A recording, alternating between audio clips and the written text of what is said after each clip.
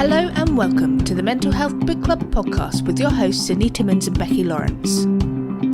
We would like to take this opportunity to let you know that we will be covering a diverse range of mental health topics that may be distressing to some listeners. You can find a full list of the topics being covered in each episode in the show notes. Please check the show notes before listening to any of our episodes. Welcome to the Mental Health Book Club podcast with me, Sydney Timmins. This episode is going to be focused on dialectical behaviour therapy as a follow-on to Etched on Me by Jen Crowell.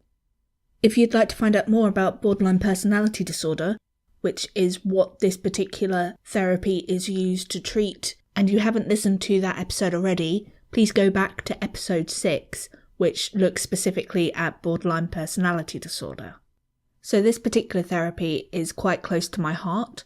I have been through dialectical behaviour therapy, and I did that in 2013 as treatment for my own borderline personality disorder. But before we get into the information about DBT, I'd first like to give a big shout out to Diane Harwood, who has become our second Patreon supporter, coming in at our bronze level, so I'm currently busy making her a bookmark to send out.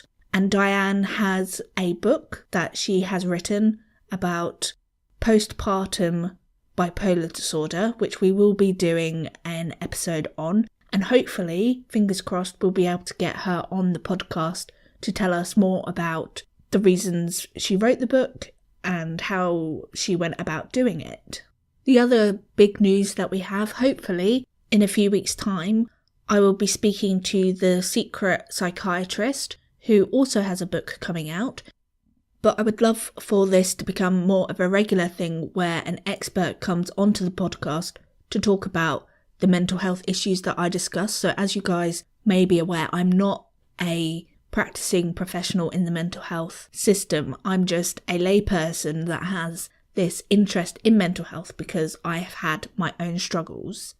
And so having an expert voice would add additional information to what I can gather as a layperson and tell you guys about. I'm also hoping to do some other author interviews so that we can add that to the podcast as just an interesting way to find out more about the people behind the books that we're reviewing. So let's get started with dialectical behaviour therapy. I thought I would kick off with some background information and a general overview of what it is and who developed this treatment. So dialectical behaviour therapy, or DBT, is a form of cognitive behaviour treatment that was developed by Professor Marsha Linehan in the USA. Now, what is really interesting is that Professor Marsha Linehan herself has suffered from borderline personality disorder, and in her research she decided to focus on women who were having similar struggles to what she was. And so in dialectical behaviour therapy, the psychotherapy is split into two different distinct areas. One of those is a one-on-one with a psychologist, and the other part is the skills sessions where you are given additional training to help you to deal with the things that are distressing you in your life. And so the whole aim of this particular therapy is for individuals who have borderline personality disorder or other disorders that this has now been researched into for treating to have a life worth living. And that's probably the main point from this. Without dialectical behaviour therapy, I don't think I would have a life worth living right now, and I don't necessarily think that I would be sat here talking to you. So, this particular therapy was developed in the 1980s as a result of Professor Linehan's own practice in treating women that had histories of chronic suicidal behaviours, suicidal ideation, urges to self-harm and self-mutilate, and all of this was in the 1970s. And after some discussion with her colleagues, she realised that the people that she was treating and the women that she was treating were actually suffering from borderline personality disorder. The individuals met the criteria. And so she decided to start looking at what was the best treatment for this disorder. And it has been thought in the past that those suffering from borderline personality disorder were untreatable. And that's probably the most difficult part for me to understand now, looking back, that as a result of participating in the Dialectical Behaviour Therapy programme, I have made so much progress, and my life looks completely different now to what it did back when I was at my worst. And so treatment at the time was with cognitive behaviour therapy, and so Professor Linehan and her research team looked at the effectiveness of cognitive behaviour therapy in treatment of people with borderline personality disorder, and people whose suicidal thoughts were as a result of extreme pain and distress. But as a result of looking at the effectiveness, they found that there were 3 key things that were problematic for individuals with that kind of history. The first was as a result of the unrelenting focus on change as a key component of cognitive behaviour therapy. So individuals that were presenting with these issues with suicidal thoughts found that they were being invalidated by the therapist. And as a result of them being invalidated by the therapist, the individual would become angry and they would even withdraw from treatment, or they could have this issue where they vacillated between the two, so being angry and then threatening to withdraw from treatment. And so the issue there is that if they're not being or taking part in the treatment, then they're not going to get any benefit from the treatment that was being offered. Secondly, clients were unintentionally positively reinforcing their therapists for ineffective treatment, whilst also at the same time punishing the therapists for when they were providing effective treatment. So the research team noticed from taped interviews or taped sessions with people with borderline personality disorder that the therapist would back off when they were trying to push for change, and because of the behaviour that the client was exhibiting, such as anger, withdrawal or shame, or even threatened self-harm. Conversely, clients would then also reward their therapist with interpersonal warmth or engagement if the therapist allowed them to change the topic of the session from one that they didn't want to discuss to one that they did want to discuss. And thirdly, the amount of stuff that a person with borderline personality disorder has going on behind the scenes was just too much for the individual therapist to be able to give effective treatment. So when an individual turns up and they are suicidal, they are having urges to self-harm, they're having urges to quit treatment, there's issues with non-compliance, they're not doing the homework assignments that are being set, that there is untreated depression and anxiety and other disorders all in one go, there is this issue where you can't then get on to being able to help the client change with the new skills that cognitive behaviour therapy can assist with. So as a result of observing these issues, the research team added dialectics and validation to the standard CBT model. And so they added new strategies and reformulated the structure of treatment with CBT. And these new strategies were known as acceptance-based interventions or validation strategies. So what this meant is that by adding and communicating to the client that they were both acceptable as they were and that their behaviours, including those that were self-harming, made real sense in some way. So just validating that individual to say, look, we do understand. Another aspect of borderline personality disorder is not acknowledging or understanding the thoughts, feelings and behaviours that you're having are actually normal. So helping clients discover that they were normal and how to effect sound judgment was a way of helping the individual learn how and when to trust themselves. Saying those things doesn't mean that as a result of adding those strategies that the individual therapist would stop placing any emphasis on the need for the client to change, because most people with borderline personality disorder will identify problematic behaviours. And so by adding the acceptance component, it didn't necessarily mean that you would stop pushing the client to change.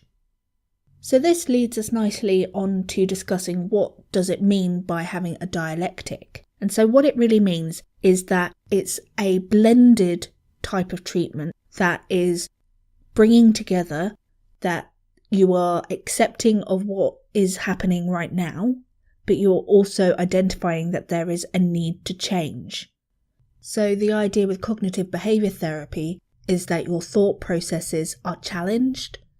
But in this particular treatment, although you get to the challenge part, you're also acknowledging that that is one view of a situation, and yes, it could be valid, but there may be another point of view that you haven't considered. So, for example, you play devil's advocate, which means that you're taking away this feeling that an individual is being kind of picked on, which in most cases would lead to arguments and polarising positions and extreme positions, and would then be detrimental to the client's overall treatment, particularly when emotions are running high. And with someone with borderline personality disorder, generally you'll find that emotions are running high pretty much all of the time. DBT has been extensively researched. Research is still ongoing. I happen to have participated in some research in Australia, so I was part of a randomised controlled trial where you were either put into the DBT group or you were just put into talk therapy. And so it has been shown that DBT is the gold standard for treating people with borderline personality disorder. The other fantastic thing is that research has shown that dialectical behaviour therapy is also effective in treating a wide range of different disorders such as substance dependence, depression, post-traumatic stress and eating disorders. So the main goal of DBT is to have a life worth living. And this is really unique to each individual, and it can be whatever that individual wants it to be. It could be that they want to participate in music, in reading books, in doing stuff with horses and crafts. There's so many things that it could be, but it's about that individual and what they want to achieve. The most important thing is to note that this isn't a suicide prevention program, and it's not a way for people to stop doing behaviours that other people don't want them to do. In addition, the dialectical philosophy is, in this situation, that everyone is doing the best that they can, but at the same time, everyone can try harder. In terms of behaviour, what we mean by behaviour, that is something that can be reinforced and rewarded. The idea is that we can alter our behaviour through learning different skills, and thus achieving what we want to achieve. So, for example, I've been spending quite a lot of time learning about writing and how to improve my craft. And the result of that is that my writing is improving. And so that would be a positive reinforcer. So in DBT, what happens is that there is an identification of problem behaviours that you wish to change. And then you work on those problem behaviours to help make your life better. So for example, suicidal thoughts, self-injury, restricting meals, binging and purging, using drugs or alcohol, engaging in risky sexual behaviour, reckless driving, all of those kind of things, including physical aggression, are all identified as problem behaviours, and they would be something that would be targeted whilst doing therapy. So in this particular therapy, the main goals are to stay alive and stay in therapy. And it's the DBT therapist's job to know how hard that change is, while simultaneously pushing the individual forward to change that behaviour. So they know that there will be setbacks. They know that there will be times when it's easier than others. They know that change is not easy for people to achieve. And so really this particular therapy is a relationship between the therapist and the client, and both are working to achieve the same goals. That brings us on to the main components of dialectical behaviour therapy, and what I'm going to describe is what is known as full DBT, and so it's structured into 4 modes of treatment. The first is that there is structured individual therapy, which is a one-on-one with a therapist, and it focuses on behaviours and dialectics. It looks at the balance between acceptance and change. And at this time, the individual is asked to track their emotions between sessions using a diary card. And I will put an example of a diary card up on the show notes for you. The second part is the skills group. And this is a 2 to 2.5 hour session where a group of people who are all working towards a life worth living come together and are taught new skills, and it's a way to learn those skills And so what you look at is the way to manage emotions, to tolerate distress, and have effective interpersonal relationships. Because what you'll find is that a person with borderline personality disorder is unable or doesn't have the skills to manage emotions or even name emotions at the very beginning. People tend to become extremely distressed as a result of these emotions, and that means that relationships between themselves and other people can be quite rocky. And instead of learning those skills with your individual therapist, you actually get those at a different time, and so you can use those skills in between sessions and then take what you are learning into your therapy session with your individual therapist and hone those skills further, and we'll talk about what that means a bit later on. Number 3 is skills coaching, and so this is a therapist being on call so that you can ring up and say, I'm having this particular urge, or I am engaging in this problematic behaviour, and they can give you coaching as how best to deal with that situation. And finally, it's a consultation team. And so this is less obvious to the client, but I remember that when I was in therapy, they would discuss us with the people that were doing the skills training. So the people in skills training could relate information to our therapists and vice versa. And so this allowed them to also be able to support each other doing a job, because it's not easy. There are incidences of therapists that refuse to work with people with borderline personality disorder, and it also gives you best practice, so they can share best practice. If an individual therapist is having issues with a certain behaviour, another therapist may have an alternative idea of how to elicit change in that individual.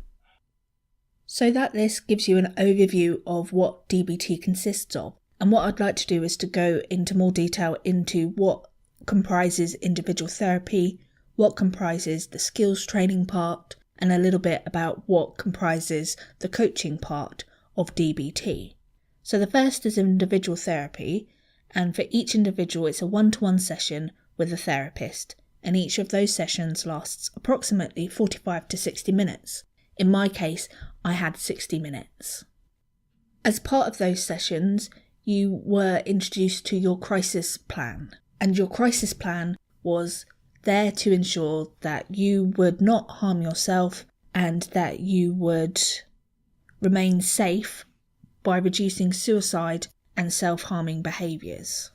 But that if those particular behaviours were to happen, what you would need to do next in that situation.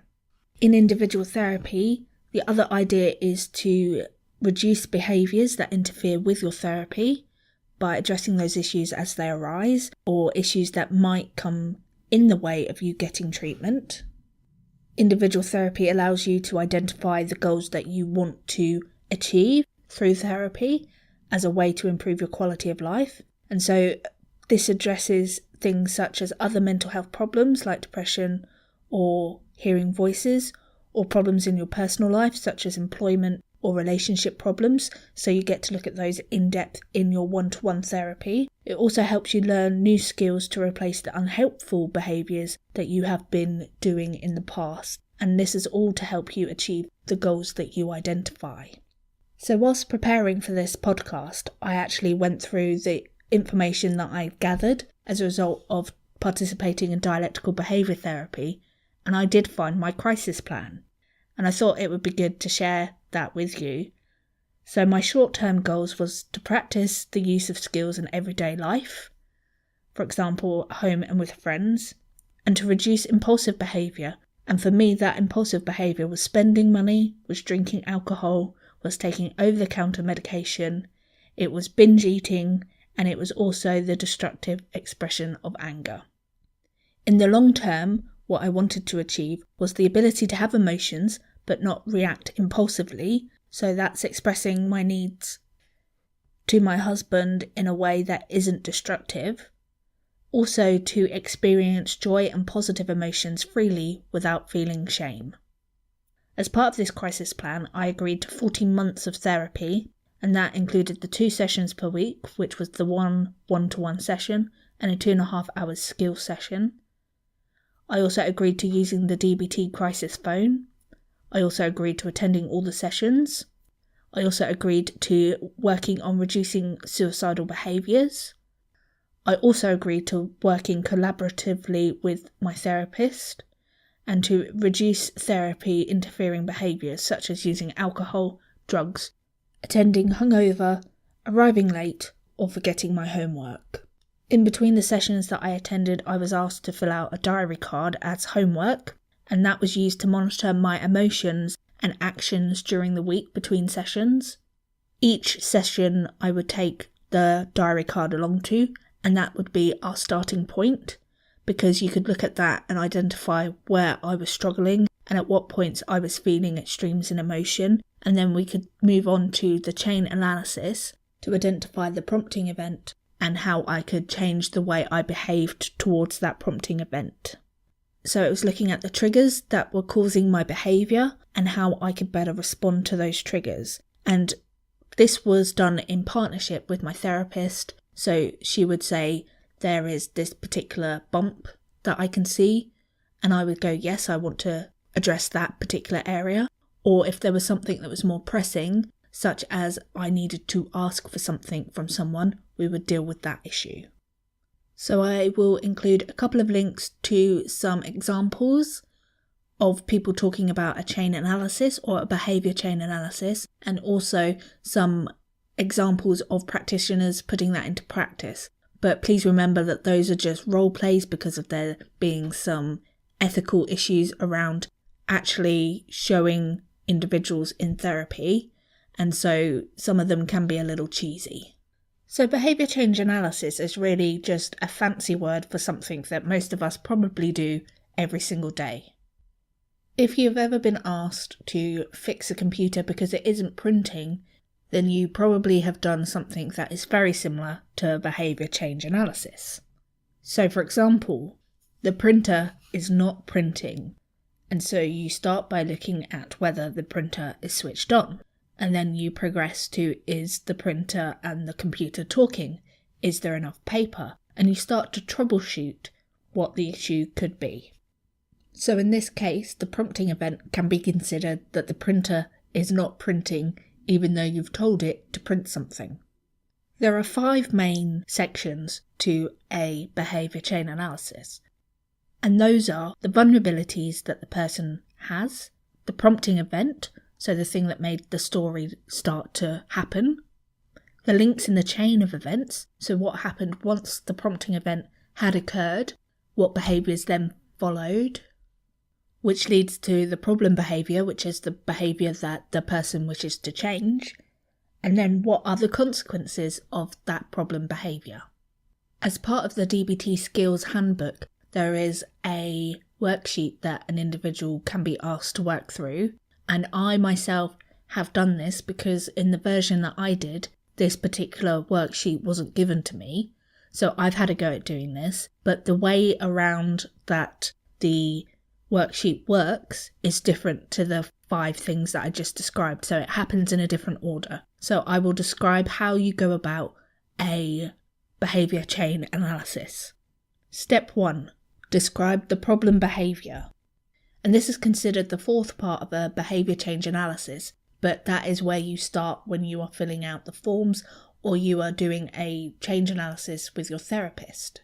So I'm going to give you an example of a chain analysis.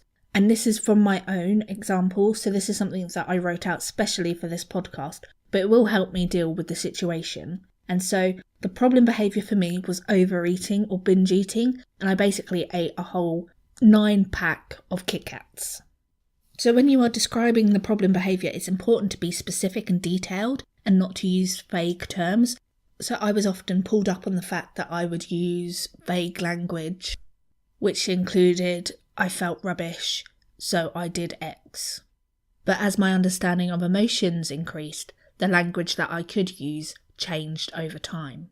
Whilst describing the problem behaviour, also identify what it was that you did, you said, you thought, you felt, and identify what you didn't do in that situation. So for example, if it is something that you should have said to someone to assert your needs and you didn't do it, identify that and describe the behaviour in as much detail as you possibly can. And so in the skills handbook, it says that you should think about it as if you were asking someone else to act out the scene for you, so as a part of a script, and what you would then include in that script. And if that behaviour was something that you didn't do, such as employ the skills that you've learnt to help you self-soothe rather than reaching out for the chocolate, you need to ask yourself, A, did you not know you needed to do it? B, you forgot it and later it never came to mind to do it. C, you put it off when you did not think about it. D, you refused to do it when you thought about it. Or E, you were willful and rejected doing it. Or some thoughts, feelings and emotions got in the way of you doing it. And so for me, in this occasion, what happened was that I knew that I should be using skills, but I kind of put it off because I was feeling so bad. Step 2, describe the prompting event. And so with you describing the prompting event, again, you need to start at the beginning. You may find that the prompting event occurred even earlier than the one that you have identified. And so whilst working with your therapist, you can pull this apart. But what you need to do is think about the environment that you were in at the time of the prompting event and how that could have impacted you. And if you need additional help with that, you can ask yourself several questions, such as what exact event precipitated the start of the chain reaction? When did the sequence of events that led to the problem behaviour begin? When did that problem start? What was going on right before the thought or the impulse of the problem behaviour occurred? What were you doing, thinking, feeling, imagining at the time? Why did the problem behaviour happen on that day instead of the day before? So for me, this event occurred on a Saturday, and what happened was that Becky arrived at my house later than expected to record a podcast, and I had hired a carpet cleaner to clean my carpets, and Becky was going to bring her rug, and unfortunately she had forgotten her rug, so we couldn't clean her rug for her, and Lawrence had to take the carpet cleaner back because it was due back at 7 o'clock, and it was 4 o'clock, and he also needed to clean up the bathroom, and we had guests coming over because I was hosting a dinner party, and so we had only an hour, I think, in the end to record. But Becky then criticised Lawrence's choice to go and return the carpet cleaner rather than wait for us to get a podcast recorded. However, because we had people coming over, he really didn't have the time to wait for us to do a podcast, and so he went and returned the carpet cleaner. But I didn't say anything about that situation. I just sat there and didn't stand up for Lawrence, and I didn't say that I was a little frustrated about the situation.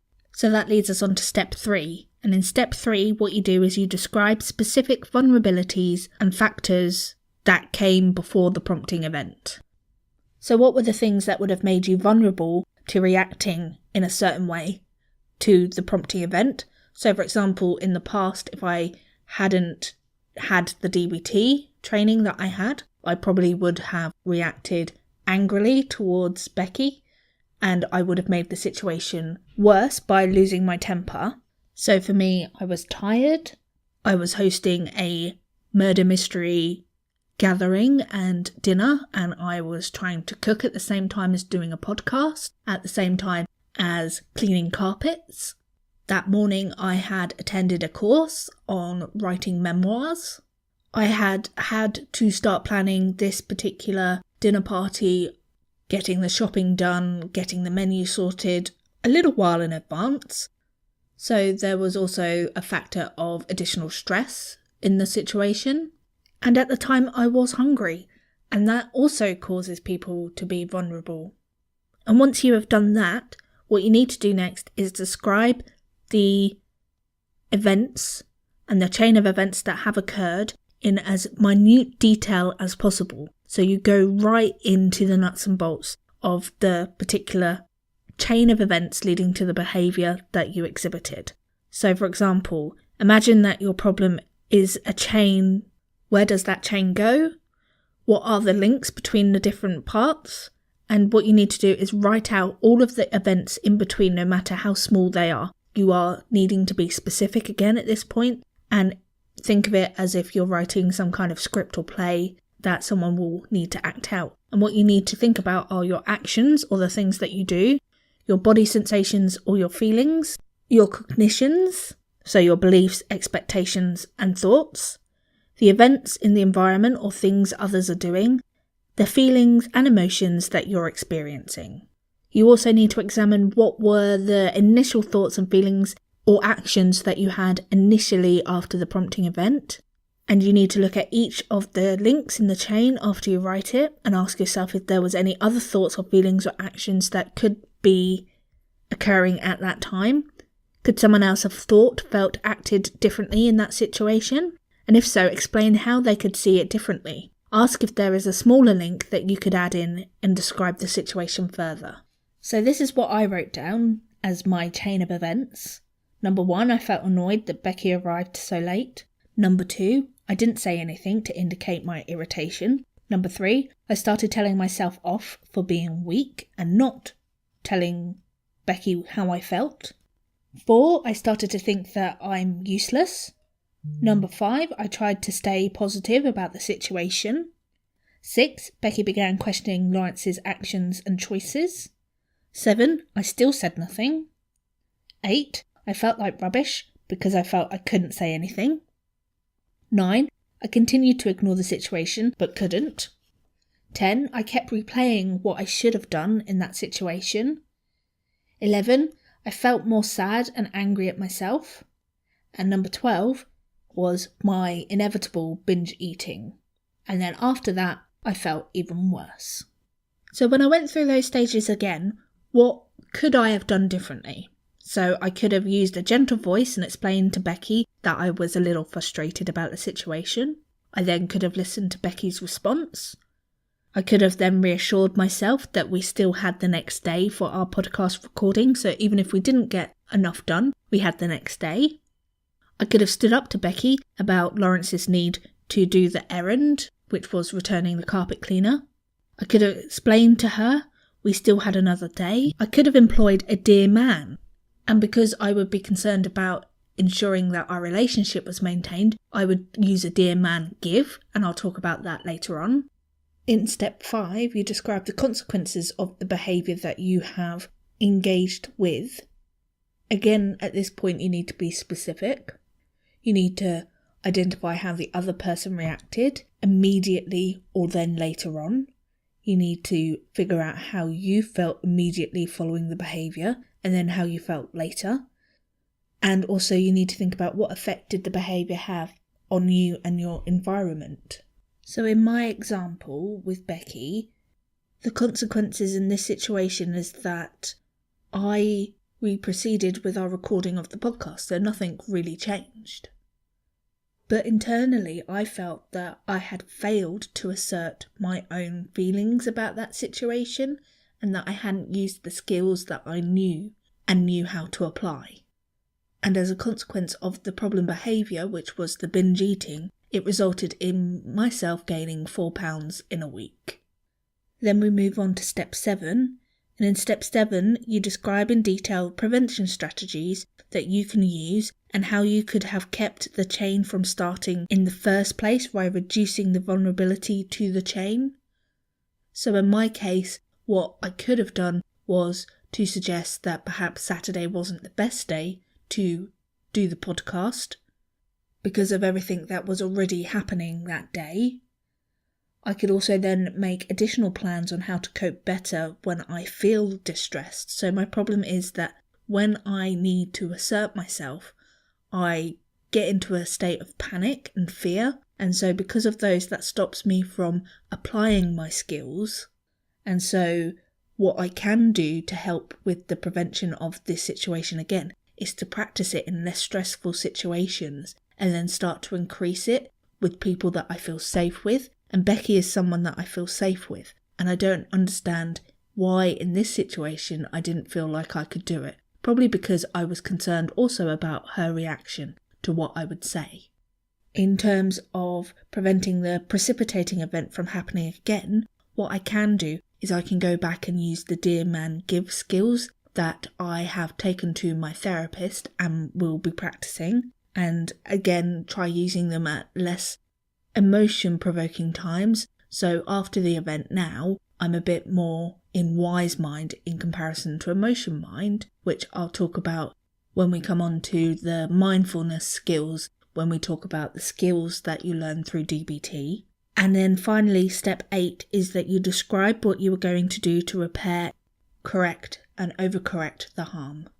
So in my situation, the repair really is in my own self-esteem and the fact that I felt that I failed in asserting my opinion at the time, and that I rolled over and just went with what Becky was saying, when in fact I knew that there was little alternative for Lawrence. And so what I will do is I'll speak to Becky about how I felt. Because I'm using a Dear Man Give, I wouldn't necessarily apologise for my feelings, which is what I would usually do, because that would further erode my self-esteem.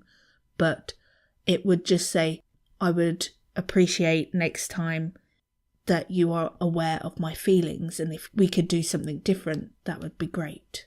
And in terms of the binge eating, what I plan to do for the next week is to ensure that there is a lack of chocolate in my house, and that I employ strategies that I have developed and the strategies that I discussed at Slimming World this week in terms of how to reduce my emotional eating, or ways to ensure that I can eat if I need to eat, but choosing better foods, and identifying the triggers and using other self-soothe skills to prevent myself from binge eating.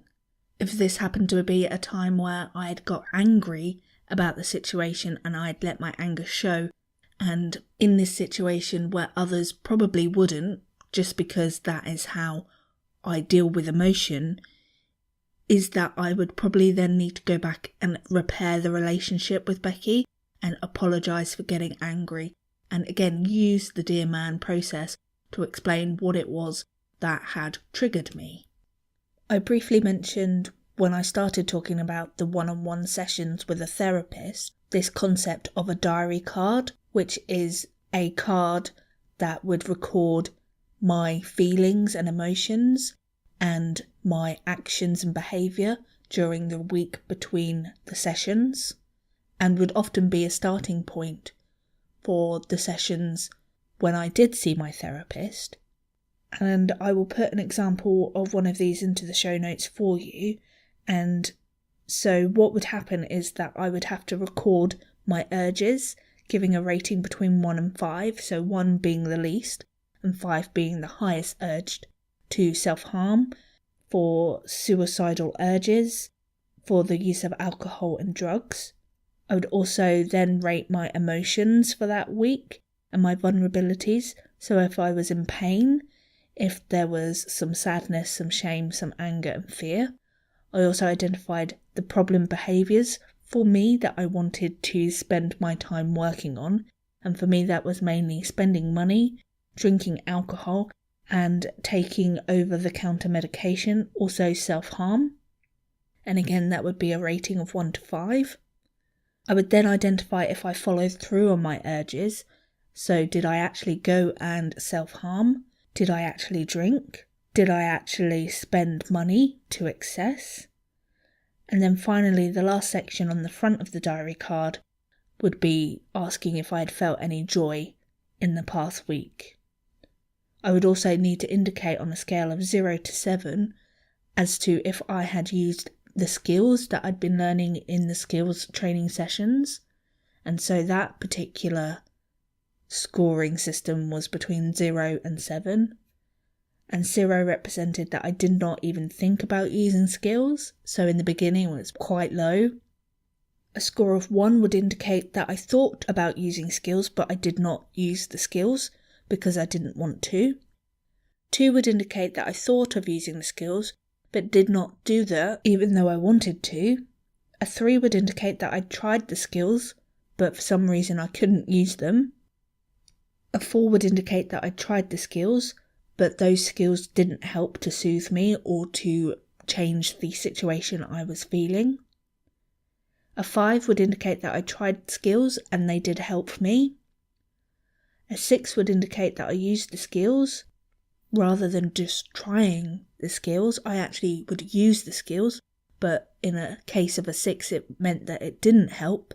And then finally a 7, which meant that I would use the skills and they did help me. There were also questions on this particular card that indicated whether I had an urge to quit therapy, which would be always addressed first in one of the one-on-one sessions.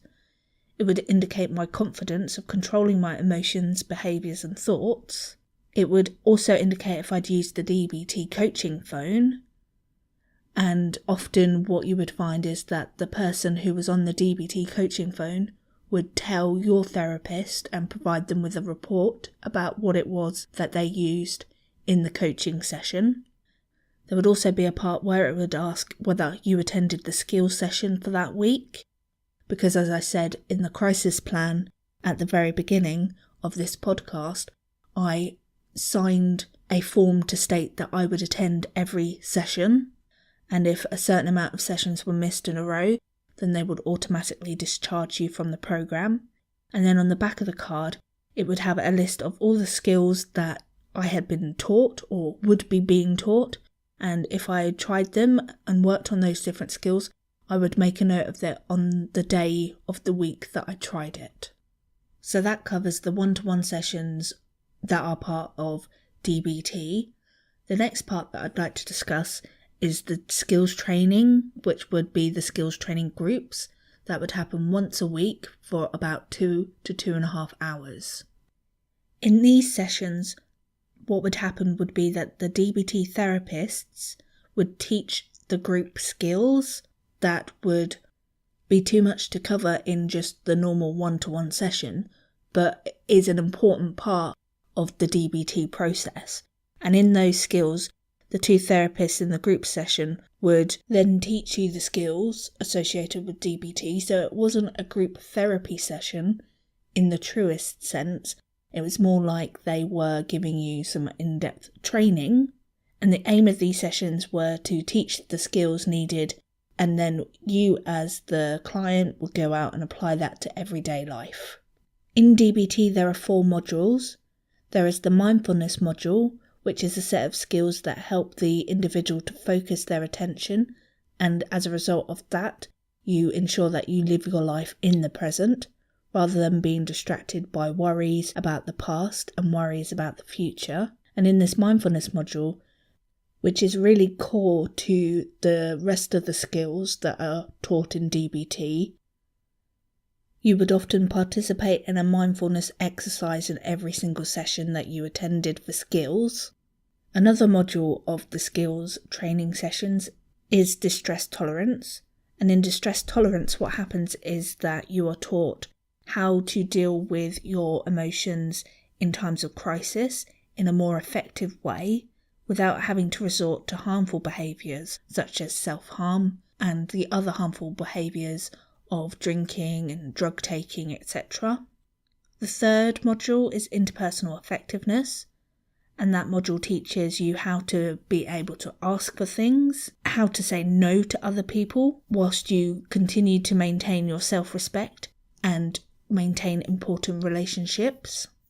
And then module 4 is emotion regulation, which are the skills that you use to understand different types of emotion, be more aware of those emotions, and have the ability to be able to feel more in control of those emotions.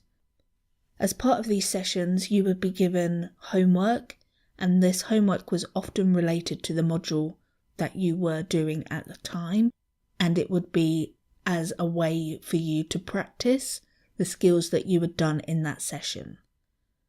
And so for when I did this particular program, what happened would be that you would repeat each module twice. However, for the core mindfulness skills, that would happen at the beginning of each module.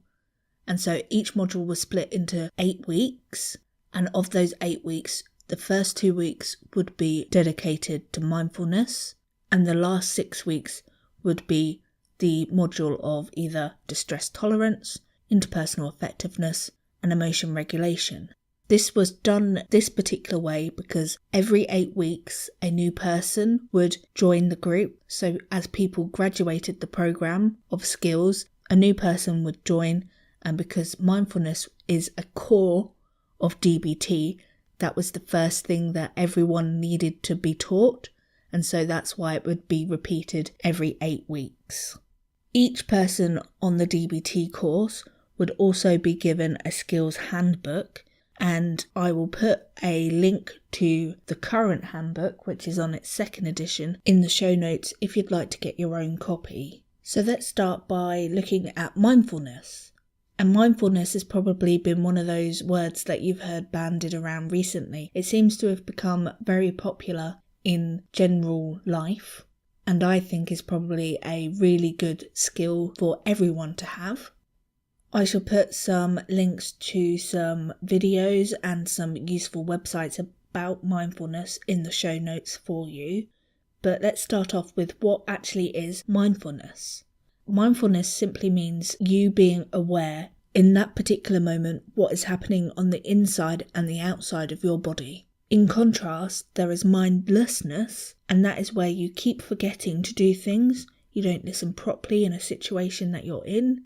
The world is going by without you really being there and present, and all of that is mindlessness. So it is said that if you practice mindfulness, you are living awake with your eyes wide open.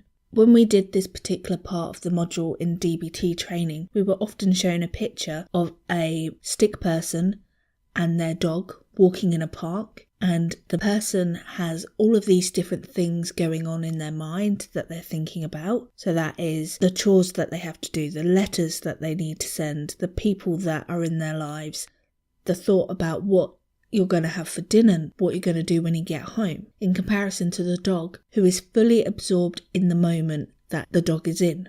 So that is just looking at what the park has to offer. So maybe the moral of this particular image is to be like a dog and allow yourself to enjoy the simple things in life. So whilst researching for this podcast, I spent some time trying to find some examples of the difference between mindfulness and mindlessness. And I found this fantastic example on the Cognitive Behaviour Los Angeles website, which I'll put a link in the show notes for you. And it really spoke to me because it is an example of one thing that I had to do when I was working in retail. And so the example is that you're a shop assistant at a clothing shop and you like the part of the job where you're interacting with customers, you like the clothes, and you like the working environment that you're in. But there is one part of that job that you really hate, and that is folding clothes. So for me, this was actually the opposite. I absolutely adored folding up the clothes. I had a job where I was responsible for ensuring that all the jeans looked perfect, but that's maybe just me. For this particular example, the person would find it extremely boring and that it was not one of the parts of the day that they would look forward to. And so whilst engaging in this activity, your mind starts to wander and you start to make negative judgments about everything, like your job sucks, that having to fold up the jeans is stupid, that it's a waste of time. For me, it would be a waste of time when customers were still around because they would unfold everything that I had just folded, and you start to tell yourself disturbing stories about the task, and this will likely trigger emotions such as anger, resentment, and even despair. And as a result of this, it impacts your emotions for the rest of the day. And another aspect of having borderline personality disorder is this issue where certain emotions can linger for longer than other people's emotions. And so it colours the rest of your day. And so instead of being able to tolerate the task that you don't necessarily enjoy, you spend the whole day in a completely foul mood, judging all aspects of your job negatively. You feel worse every minute. And because being in that bad mood, you start having judgments about that mood, and you start thinking that you can't take this anymore. And so what started out as a relatively insignificant thing, which was folding the clothes, has become something that is causing you suffering. So if you were to use a mindful approach in this situation and had the mindset of accepting the fact that this is just part of the job and that it will only be for a small period of time, you can start to engage in the activity without all the judgments that are associated with that activity. The moment that you start to notice the judgments, you turn your mind back to just folding those clothes. You're aware of the sensation of the fabric against your fingertips. You notice the movement of your arms. You begin to describe the smell of the new fabric as it reaches your nose in waves.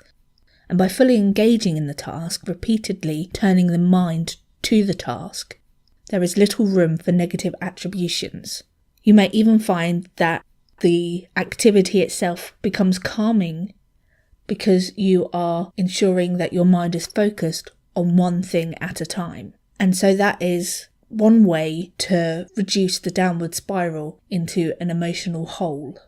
This description gives you an idea of why mindfulness is so important, but why is it useful in treating borderline personality disorder?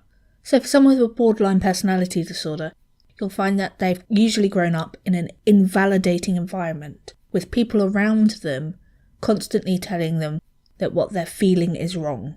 So I gave an example in a previous podcast where when I was about 4 years old, for some reason I was petrified of my uncle. And so I clung to my dad's leg. And because I became disorientated in the moment, I ran to the closest jean-covered leg. And when I looked up, I was hanging on to my uncle. And at that point, I absolutely freaked out. And the response that I got, instead of someone comforting me and soothing me in that situation and explaining to me that there's nothing to worry about, that he is a nice person, what they both did was they laughed at me. And don't get me wrong, I can understand that the reason why they laughed is probably to relieve the embarrassment, because I'm guessing that my dad was probably a little embarrassed by my reaction and my behaviours to my uncle.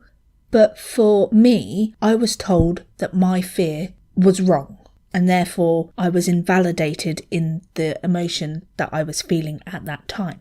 Another example is that someone has said to you that you've done a good job in a situation, and instead of taking that as a positive, you think that they're lying, and that instead of feeling pride, you start to tell yourself that you haven't done a good enough job and you need to do better. So no matter how good you did in the past at previous activities, it was never good enough. Or you have been told by your boss that it is time for you to start dressing like an adult and not like a student any longer, even though you have made a huge effort to ensure that you're wearing trousers and a blouse to work. And those are both, again, examples from my own life.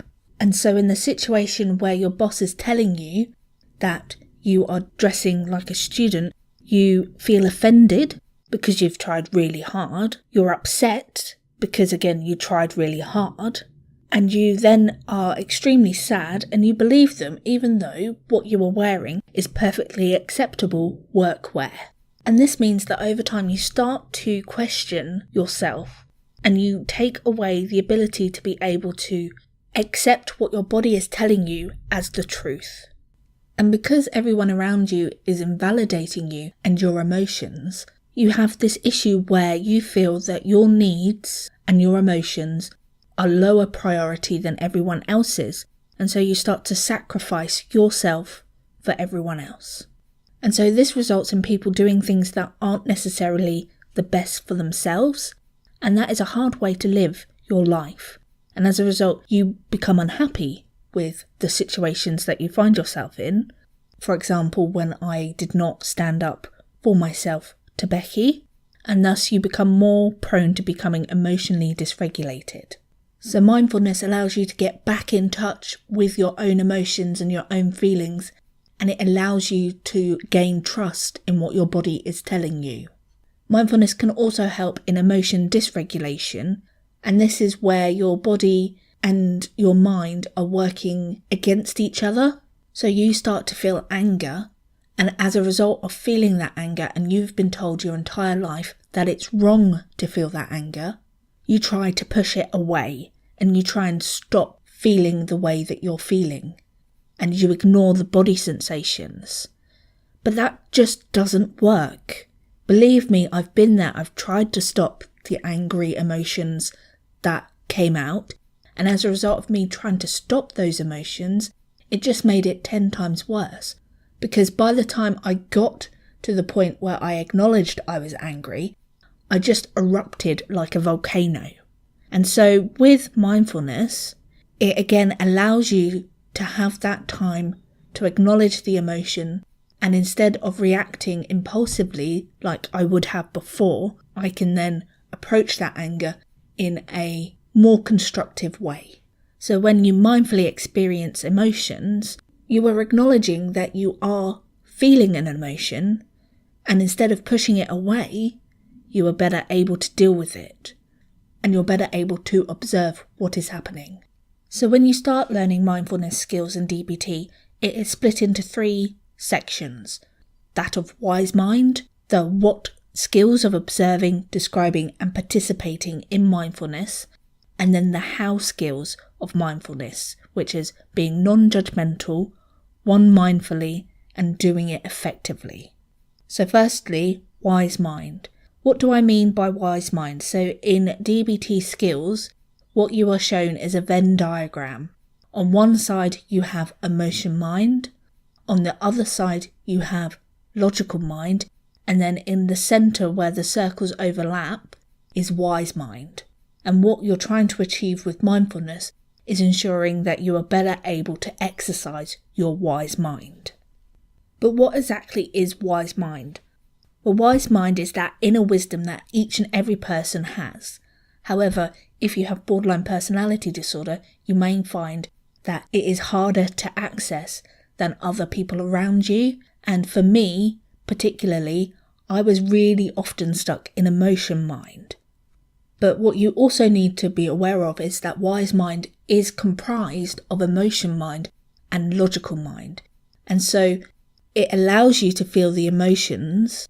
It also then allows you to understand the logic of a situation that you are approaching.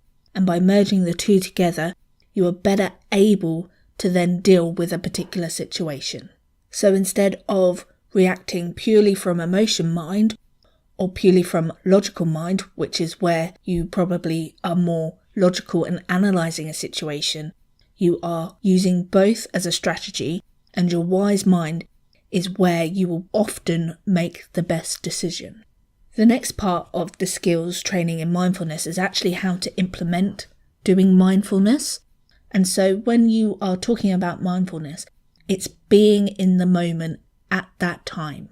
So for example, right now, I'm in the moment, I'm sat here, I'm talking to you, and I am recording this podcast. And so the what skills are what you need to do in order to be mindful of a situation.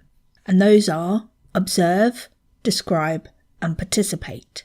And by observe, what it means is that you literally just sit there and pay attention on purpose to the present moment that you are in. Describe is where you put the observation into words. So, for example, describe what it's like to record this podcast. So I'm sat here, I have my computer sat next to me on a stand. I have my iPad in front of me with my copious amounts of notes, which will later become part of the email PDF that I will be sending out to everyone. There is also the microphone in front of me, which is a silver shiny microphone, so I can see my reflection in it, which I have to admit is a little off-putting. But describing is literally just telling yourself what you can see at the moment. And then the final step in the process of mindfulness is participation. And that's full engagement in the activity and becoming immersed in whatever that you are doing at that time. So, for example, I can't necessarily do anything else whilst I'm podcasting. So I'm sat here and I'm talking and I am looking at what I'm going to be doing next. And I'm checking that my computer is recording the audio correctly. And so if I was to do this mindlessly, I wouldn't necessarily get best recorded podcast that I can achieve. I record this podcast in my living room and I do have 2 dogs. So I do, on days when I'm recording the podcast, ask my husband to take the dogs away so that I can sit down and focus my attention. Now, I would say that I would find the distinction between observe and describe difficult to split into two separate categories, but that is how it's described in the skills training handout. However, I do find that when you're observing and describing, that it's an automatic change into the description process, rather than this sitting down and purposely thinking that I'm now going on to the describing of this situation. And each of those are done at separate times. When you are employing the what skills of mindfulness, at the same time you need to be using the how skills of mindfulness. And these skills are related to the what skills of the observe, describe and participate, but these are the way that you do the observing, the describing and the participating. So you do it non-judgmentally, you do it one mindfully, and you do the what skills effectively. And unlike the what skills, which are the three distinct skills, you do all of these at the same time. What does it mean by non-judgmentally? Well, non-judgmentally is really what you need to do is stick to the facts of the situation. So, for example, the facts in this situation is that my neighbour's dogs, who are 2 chihuahuas, are having a little bark outside, and as a result of them barking, my dogs have joined in. And that is a fact that is happening. So if I was to judge this situation, which in mindfulness you don't do, I would be sat here going, well, why isn't Lawrence keeping the dogs quiet? Why are the dogs next door barking? Don't they know that I'm trying to record here? All of those kind of things you try to avoid and you push those away. So you don't try to evaluate the observing, describing or participating in a good way or a bad way. You just accept each moment. So you accept that next door the dogs are barking, and as a result my dogs are barking. You acknowledge the difference between what is helpful and what is harmful. So what would be helpful is for me to accept the situation. What would be harmful would be for me to get angry about the situation. Also, you assess what is safe and dangerous, but you don't judge those thoughts. You acknowledge your values, your wishes, your emotional reactions, but again, you don't judge the reasons why you're feeling that way. And also, when you do start to notice that you are judging the situation, you don't judge the judgments, if that makes any sense whatsoever. So don't sit there and go, well, I shouldn't be judging myself right now, because everyone does it at times. You just acknowledge it and you move on to the next thing that you wish to observe, describe or participate with. The second part of the how skills is one mindfully. And so what this means is that you rivet yourself to the present time right now.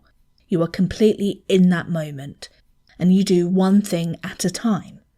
As I said before, right now, the one thing that I'm doing is doing this podcast in comparison to other times when I may be sat writing, and whilst I'm writing, I am listening to music, I am checking the internet, my Facebook and Twitter keep popping up, my dogs want attention. All of those show that I'm not being in the moment and I'm not being one mindfully. So not only physically in the moment, but also mentally in that moment is important as well. So you let go of distractions. And if you are finding yourself becoming distracted, or that you have started to do multiple things at the same time, again you bring yourself back to the present moment and you start the process again of observing, describing, and then participating. And the last how skill is being effective in what you're doing. So you need to be mindful of your goals in the situation and do what you need to do to achieve them. So, for example, if your goal is to do this podcast, what you would ensure that you do is that you would be fully immersed in the podcast and doing stuff that means that it is going to happen. So, for example, ensuring that my dogs are not in the same room as me whilst I'm trying to podcast. You ensure that you focus on what is going to work and you don't let emotions, particularly your emotion mind, get in the way of you stopping this. You ensure that you play by the rules, you act as skillfully as you can, and you do what is needed in each situation. and not what you wish to be true. When you're ensuring that you are being effective, you let go of willfulness, and so you let go of the barriers that you put in place that will stop you from being effective, and you try to stop yourself from doing the opposite for what will help you to achieve the goals that you've set out.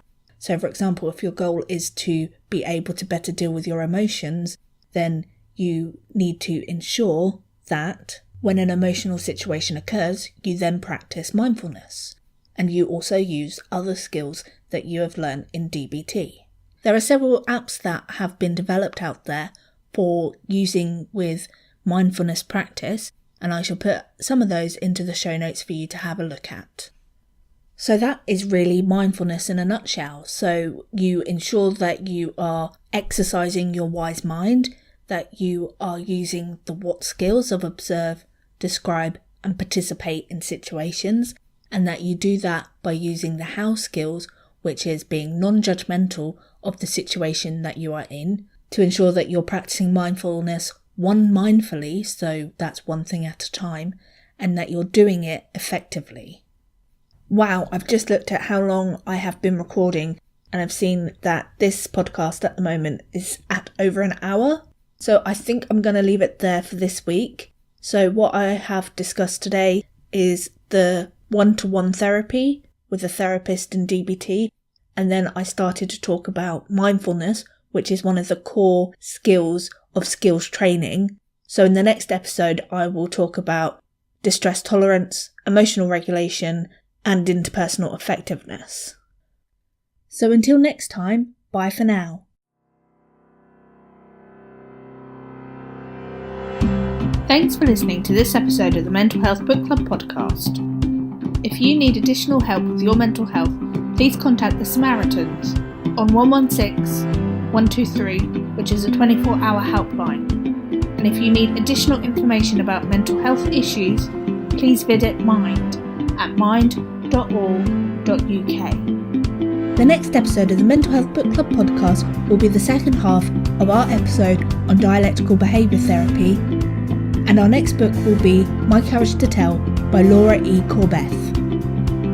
If you'd like to find out more about the MHBC podcast, please visit our website, mentalhealthbookclub.com. We really hope that you enjoy this podcast, and we would like to hear what you think. Please head over to Twitter and follow us at MHBC_podcast, or head over to Facebook and follow our Facebook page, which is Mental Health Book Club. If you would like to show your support further, please share us with your family and friends, and leave us a 5-star review wherever you get your podcasts. We are now on Patreon. Please head over to patreon.com/MHBC to donate as little as $2 a month to the Mental Health Book Club podcast. As a result of your donation, you will get early access to some of our episodes, you will get specific episodes that are only for patrons, and you'll be eligible to be entered into free prize draws.